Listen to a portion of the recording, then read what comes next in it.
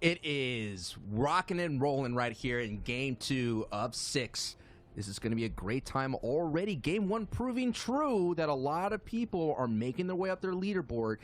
Zeke kind of mentioned the people on the bubble sundown. I'm taking a look. I mean, EU is stacked, man. Anyone that's currently sitting like around the 27th place could definitely vault their way up to the top 15. Yeah, and just looking at the line right now, for the first time in a while, we have a change up in the first place spot. We talked about it, Queasy Milan and Chapix going down early that game. They've been so reliant on those deep placements to make it far. Well, they fell, and Kezix for ZR and Nate were able to rise to the occasion, climb up there. We talked about kind of those top two teams having a little bit of separation, but additionally, the team maintaining their momentum from the 10 Elam VR yesterday at the end of the day. Hen, Deceptos, and Patrick launching themselves up into third place. That was my prediction, 111 points. So with still 5 matches left to play, this is game 2 of 6 on the day. It is game 7 of 12 overall. So 5 more to play. And right now, there's still plenty up in the air in EU. Absolutely. What is not up in the air is that Mongrel, Tayson, and Mitro not having to deal with Lunef's Jaspe trio in the moment because they have this free. And they have to look and realize that it was a sigh of relief knowing that they would get this uncontested. Just like in NAE's Booga, Jamper, and Avery getting this uncontested. And we're kind of seeing the fruits of their labor really working then for them in game 1. We were wondering who was on top, and we panned out, and of course, it's Mongrel sitting up there with all the mobility and all the power in the world. Let's be fair, though, right? Like, they got, I think it was 34 points from that game. Before that game, they were about middling of the pack, and they've still had it mostly contested, and that's largely, I feel like, their rotations out of Stark haven't been as clean, and particularly with the number of teams who are now landing in the northern area of upstate New York going up there. It can be a little bit more difficult to execute getting out of there, especially if you're a little lax. And we saw last week when they were being contested, they went from uncontested after the first 2 games to then having Lenouf, Jaspe, and co drop directly on top of them. And it felt like they weren't taking it as seriously. I mean, Shio and Reese did such a good job kind of detailing those initial drops and how well planned some of these teams have them. And it didn't really seem like that from Mitro, Mongrel, and Tayson. It just seemed like they were content to be like, oh, well, we're going to 50-50 a chest, and if we lose, then we lose, and we'll go sit there and play Minesweeper while we wait in queue. Like, that's not the right mentality to me. I feel like they are much better than that, and even if they're being contested, that they can come up with a game plan to beat it. And you're seeing this trio right here in 4th place right now, Teak, Kubix, and Seti, and they had a great run. We saw them at the end game. They were in the top 5 at the very end, and they saw a clutch moment of just one player just being solo for a bit, and those are the opportunities that you need to capitalize. Even though you're out, a solo player can still clutch. Thomas did it. Benji's done it. Everybody that's in this lobby has this opportunity to do it. And they kind of mentioned it during the Ninja Battles where being a solo player just allows you to sneak on by. You know, you're not really drawing too much attention. You could kind of just, in a blink of an eye, get through. Whereas the trios, you know, you garner so much attention. This trio has been getting some attention right here as we're seeing them landing in the Stark Pond. I love the Drake meme that the socials tweeted out. They were going down into the wooded areas first, dropping there, and then they said, no, thank you. We're going to go ahead and switch it up. But like I mentioned yesterday, the team of Airwalks, Vatos, and Leo were landing here in week 1. So if this team does qualify, which is the chances are they will, then they will have to think about, do we land here considering that we had so much success, or do we go back and go down to the wooded area? But here is a battle kind of going out right now. People are trying to punch their way into the top 15 here, Sundown. Yeah, and you can see Pink A trying to get aggressive here. Does have the high ground currently, also has the pepper, so it's going to be difficult to maintain. You can see Raison actually getting knocked in the feed by Janice up there. Aqua had already gotten taken out as well, so a little bit of issues going on with that trio today. They've been struggling necessarily in week number 2, but of course already qualified through in week 1 as the pressure continues going on to Pazif and co. Doesn't necessarily have the opportunity to play passively as Carrot does get taken out. Not necessarily maximizing the Storm Surge damage there. However, not going to be necessarily as much of a factor as we've seen, considering the first game it was turned off. It could potentially taper off, but trying to just wrap up this contention right now and find the last remaining member. And this is Void, Monster Muncher, and PK. They're sitting in 33rd place at the moment. But like I said, with the ability to be so strong, gets that out the air, and the vibe could kind of take them on. And I like it when I see a nice emote right there. That just lets them know that, hey, they're in the zone, you know? They're just ready to roll. I wonder, question is Sundown, do they have that key binding like really easy to hit? You know, just bang their favorite emote, the L dance or whatever, you know? I wonder that. Oh, yeah. Do you have? So when I actually was first started playing and constantly dropping tilted and was actually decent at the game rather than just like being able to rotate and catch people off guard and be cheeky, I had the take the L binded, so it pulled up my favorites with alt, and then tab would turn on take the L. So I would eliminate somebody, and then like if I had to alt tab and like go back and do something at work or like couldn't play, I would just sit there taking the L the entire time. So, like, anytime I alt-tabbed out of the game, my character would just take the L. Because, like, 90% of the time I'm playing Fortnite is when, like, I just have the opportunity to steal, like, a couple quick games here or there, unless I'm doing my arena grind at the start of the season. So often, like, if I have something come up or I need to, like, go handle something with the pets or there's a meeting or a call, like, I'll just alt-tab out real quick. Like, it's just a casual game, no real kind of harm or foul. But then at the start, it would just be sitting there taking the L on whoever happened to be alt-tabbed nearby. Absolutely, man. You gotta love it. The taking the L, though. You said, we talked about it. For me, one of the most triggering things, maybe I gotta, you know, harden up a bit, not to let that trigger me. But here we're seeing Queasy, Chapix, and Milan were having a great run. They kind of slipped a little bit, going to second place. And we already saw this is what Queasy and Chapix and Milan likes to do. This is a great vantage point here in the Stark Industries. Look at all that area that we're seeing there from production. We had an ability to see all the abilities to pick up those storm tags. And for teams that land on the outer edges, that is one problem they have to solve, is where are we going to get our storm tags? As Savage right now has a problem right in his grill, and down he goes. And that's a big-time pickup for McKay. And oh my goodness, this is another team completely setting up the ambush. And the gameplay and VOD review is real, but Benji says, I like your plan. It doesn't matter. I have myself a green pump. I'm going to save the squad. And here we go. Can Benji clutch? Because this is going to be a big-time opportunity for a new trio to add some big names to their elim list.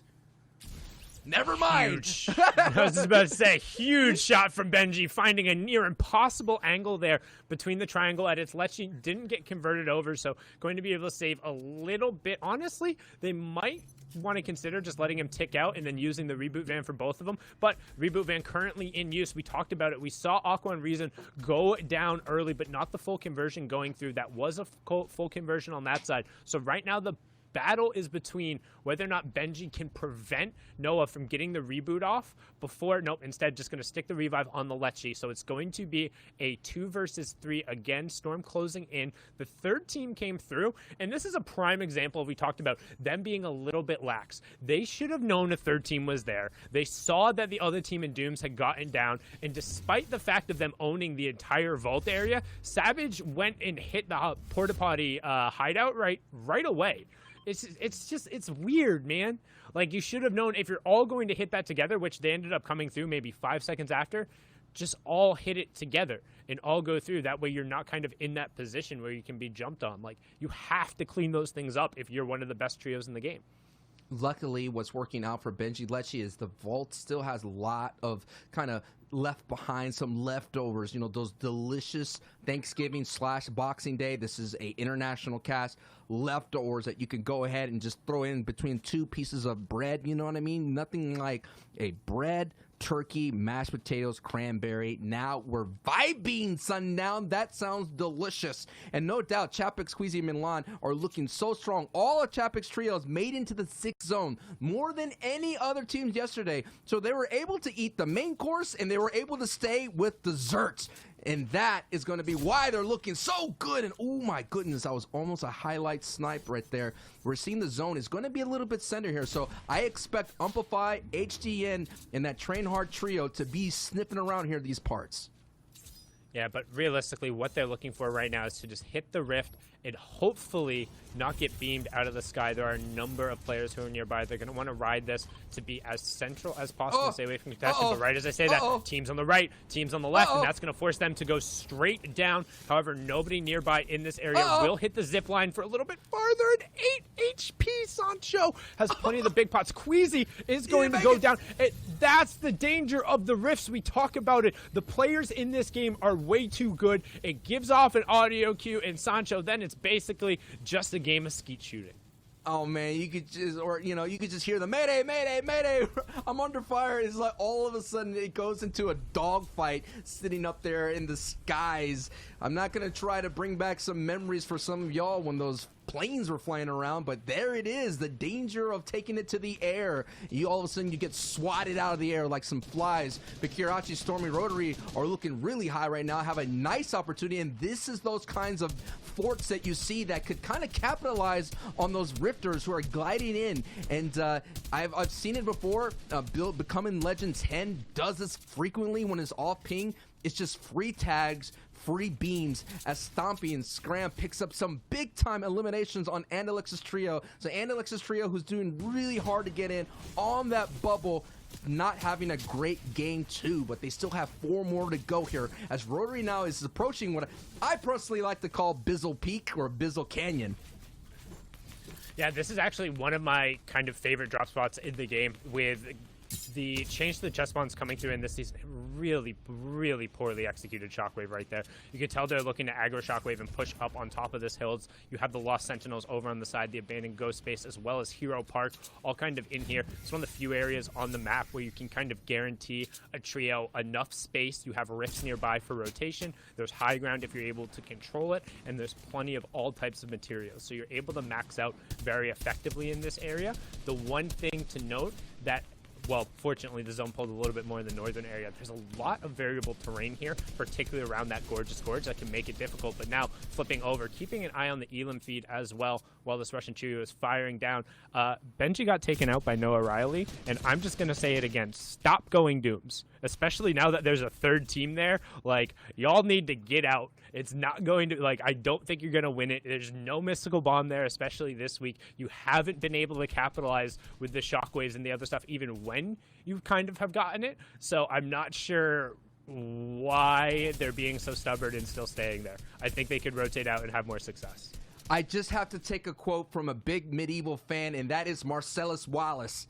You know what I'm saying? He says, pride, it only hurts, it never helps. And that prideful stance of trying to go for those 300 lances is hurting Benji. But Rotary, Stormy, and Kirachi are looking really strong right now, coming in 12th place into this matchup in Game 2.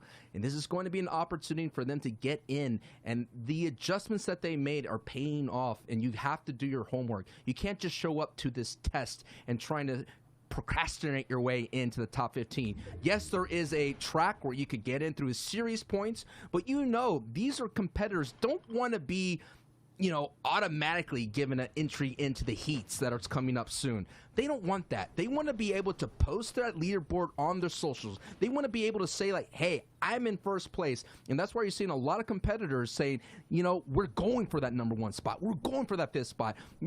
Zate made a big statement yesterday in the NAE saying that I don't need Doom's mystical bomb to show that I am the best. And I'm waiting for someone from the EU region to make that same statement. Is it going to be Mongrel? Is it going to be Benji? Is it going to be this new squad of 4ZR, who is, I would say, making probably the strongest statement outside of Thomas, Anas, and Flick?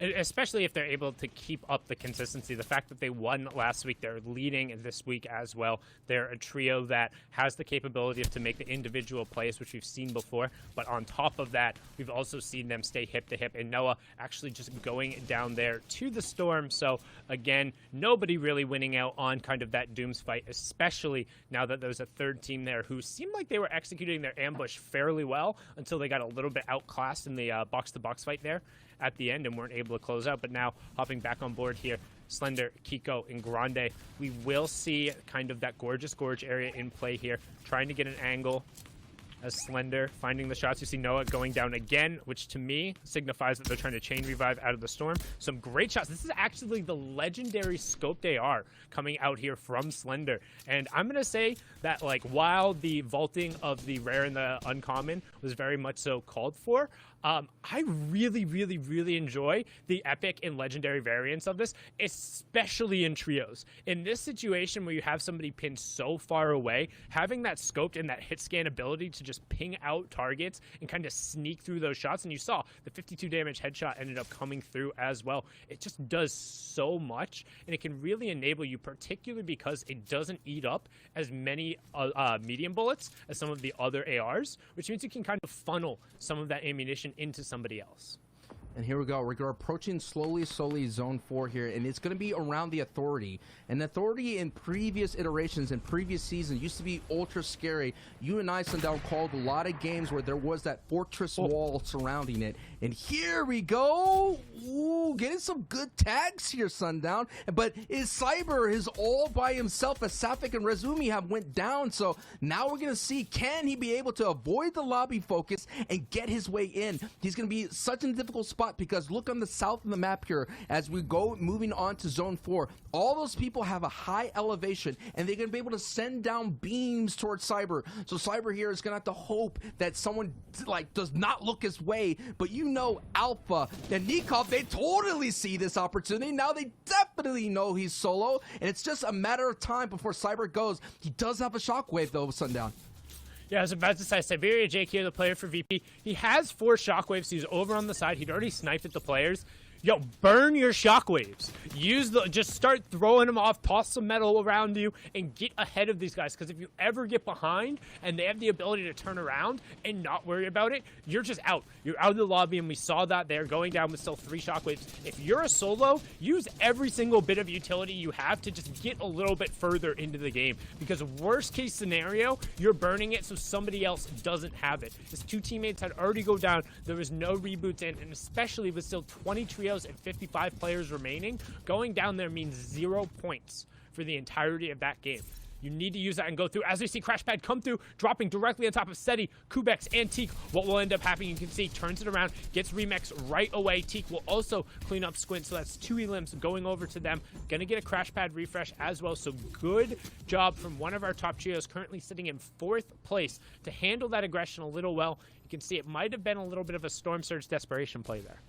We already saw into the future thanks to Shio, and I'm already taking a look at the Zone 5 reveals, the half in, half out. Half is in the safe zone, half is in the storm. I have to believe that Train Hard's Amplify as Kirachi gets taken down right there by Seti with a nice hit as he was entering the box. Down goes Kirachi, but to finish my point is that trio is going to look really good, and they know they have the experience, and no doubt I'm expecting them to be able to fight. But let's see if my seance opportunity is real, as Seti here is looking really strong. But Sundown, they have to make this rotation. They do have the shock, so I'm expecting them to use that as we get a nice overview look at seeing how all our competitors are going to tackle this. It's going to go to the top of your screen here. You already see a lot of people already in safe zone, but already look at that tarp that Thomas Anas has on that right side. It is up and over the water. The good news is fall damage is null and void as it goes over water, but still you have to be sure you hit dead center. And you can see now we do have our top 17, so those placement points are going to start ticking out. Everyone left in the lobby receiving 1 point. Each trio that goes down will be an additional point, and a rifle fire coming out as the players trying to enter into the zone, try to find a crack in the armor of the defenders who are gatekeeping them out. Hen will find Michael again. That's 2 games in a row they've had that exchange, and it's come out on top for Hen and his trio. So good job making it into that end game again. We'll see if they're able to capitalize now, as I believe all 3 of our top 3 are still in here. We know number 4 is as well. Number 5 just ended up getting knocked out. So the battle at the top is definitely well and alive here. The question is, who is going to be able to push forward and really capitalize here in match number 7? Now, thankfully for that lobby, it's going to push back up towards the south side of things. So the advantage that I was speaking of Train Hard's Amplify, Adian, and Matzo, may be null and void, considering that. But you have to put those in favors for them for coming up on top, because this is where they landed. They don't have to, they kind of know this area so well. They know how to make rotations. They know how to play in-game. And there it is, a crash pad with the box breaker play. And this Train Hard trio picks up a nice elim, able to throw that out. And you can't really prepare for that, Sundown. You're standing on your floor, and all of a sudden, you're falling into a trap and getting eliminated. But now Train Hard is attracting a lot of pressure here. And they have to be sure as they set up for the Mega Shockwave. And they messed it up. They messed it up. You see that, which is why it's so key. If you have the ability, take the half second to add the guidance up top. It ends up being just a couple walls and another ramp above you because he gets sent off in other directions, and they're going to have one of them get picked up as we hop on board here with our #1 trio, trying to rotate around the side as we wait for the replay to catch back up. We already see sitting on 5 eliminations so far. And oh my lord, look at Kezik's inventory. 4 floppers, 2 slurpfish. Nobody on the map is going to be able to contend with that amount of white HP. So what Nate, 4ZR, and Kezix are looking to do is they're looking to just make it into the end game where Kezix has the ability to utilize these floppers and then just camp out the zone. He's going to even, like, the fact that he's eating a slurpfish now just to get the 50 shields shows how much he knows this utility is key. But right now, those crash pads are actually going to break up, and that's a really unfortunate slurpfish there, right as he gets the conversion over onto Chapix, losing the extra siphon. However, he's going to find Snappy. Can he find more? Gets the down onto Alpha as well. So now we're going to see some flopper play coming out from Kezix. That's one flopper he's eating. Gonna wait, and again, a little bit of a mismanagement there of the siphons. However, finding the play on the backside. That was another one of his. So that's 3 straight eliminations from Kezix in the Storm. Already had to eat 3 of his floppers. Still has 1 more slurpfish. There's the last flopper, but can he find the zone? Finds another player trying to do it. Gets a refresh on the floppers. That's 1 more, Sancho, as he's closing in. We have our top 10, 18 players remaining, and Hen, however, just going huge, picking up 2 eliminations himself. Hen's popping off. Kezix is getting his fish on and flopper on and doing really well, but now Kezix now is in trouble. Down goes Kezix and down goes Nate. That's our first place team going down in a blink of an eye. But you're looking at it is Flick, Thomas, and Anas on the high ground, and Train Hard's trio is still in it. Stompy's still in it. I'm trying to take a look. Hen is trying to clutch all by himself, and Cammy is trying to clutch as well for this trio. We're going to take a look here at Swag. Swag does have his partner here. It's a duo from Swag and Miro, but on the high ground, as you see on the top right of the screen, it is Anas, Thomas, and Fleck are doing really strong. If you're going to take a look at the overview, you see Hen is still up, and Hen is clutching right now, and he is all by himself going up against a duo and another solo, but it's just a matter of time. But Stompy may have something brewing here, Sundown, as he's sitting on the mid ground. He's sitting on the mid ground chilling. Right now it's a 3v2v1. Anas, Flick, and Thomas being the only one left. Hen is the solo on the low ground. However, already got the additional +2 points. Finally, will get cleaned out, and that's Hen! Hen finally got one. He actually converted over and was able to get an elimination and convert one. Now we have our top 2. Flick end up taking down Train HCO, but because we're pulling back over Hero Hill, that concave Train is not going to allow him to build back up. Skype goes down as Flick drops in. That's 10 eliminations in the Victory Royale. 35 points coming out from Thomas, Anas, and Flick. That will be game number 7 wrapping up, and just look at all those builds.